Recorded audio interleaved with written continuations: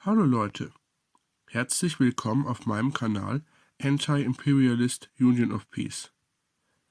Heute möchte ich über brisante und aktuelle sozialpolitische Themen sprechen, die zurzeit durch die Corona-Krise noch weiter verstärkt wurden und die uns alle betreffen. Die Situation der Mieten war bereits vor der Corona-Krise sehr angespannt. Seit Jahrzehnten werden Mieten in den urbanen Räumen immer teurer.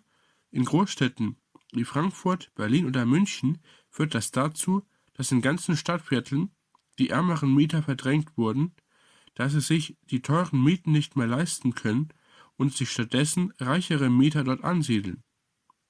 In Berlin wurde nun sogar der Mietendeckel vom Bundesverfassungsgericht gekippt, welcher Mieten auf dem Niveau von 2019 bis zum Jahr 2025 einfrieren sollte, was für die unteren Einkommensklassen in Berlin fatale Folgen haben wird.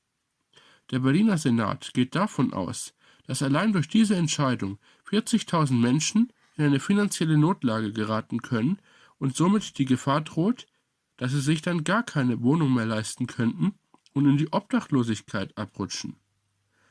Diese Situation lässt sich nur durch systemische Ursachen begründen. Die Wohnung gilt im Kapitalismus als Spekulationsobjekt und eben nicht als universelles Menschenrecht. Das lässt sich auch daran erkennen, dass in vielen internationalen Großstädten wie London tausende Wohnungen in Besitz von internationalen Konzernen sind, aber ein Großteil davon leer steht, da diese Wohnungen nur noch als Anlage, nicht aber für Mieter gedacht sind, während in den gleichen Städten Hunderttausende Obdachlose wohnen.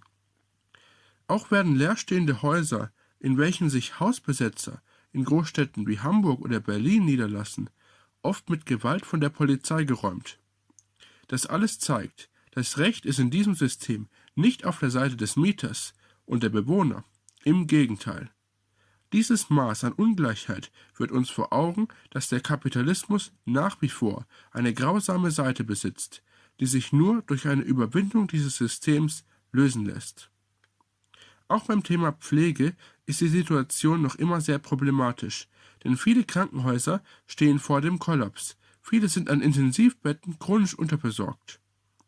Ein Grund dafür ist, dass die Auswirkungen der radikalen Ökonomisierung der Krankenhäuser seit Jahren nun in der Pandemie deutlich werden. Durch das neoliberale Finanzierungssystem der Fallpauschalen wird seit 2003 ein massiver Stellenabbau im Gesundheitssektor betrieben, was dazu geführt hat, dass pro Pflegekraft immer mehr pflegebedürftige Personen betreut werden müssen. Weil gleichzeitig der Beruf der Pflegekraft chronisch unterfinanziert wird, kommen immer weniger Pflegekräfte nach, während immer mehr ältere Menschen pflegebedürftig werden. Ihr merkt also, die Spirale des Pflegenotstands, genauso wie die Steigerung der Mieten, verstärkt sich von selbst mit einer katastrophalen Dynamik, wenn nichts dagegen getan wird. Doch wir können etwas dagegen tun. Wir können unseren Protest dagegen ausdrücken, denn nur so bekommen die Menschen mit, dass wir dagegen sind. Darum müssen wir gegen all diese Missstände am 1. Mai auf die Straße gehen und unseren Protest zum Ausdruck bringen. Wehren wir uns gegen die Prekarisierung von Wohnung und Pflege. Auf zum 1. Mai!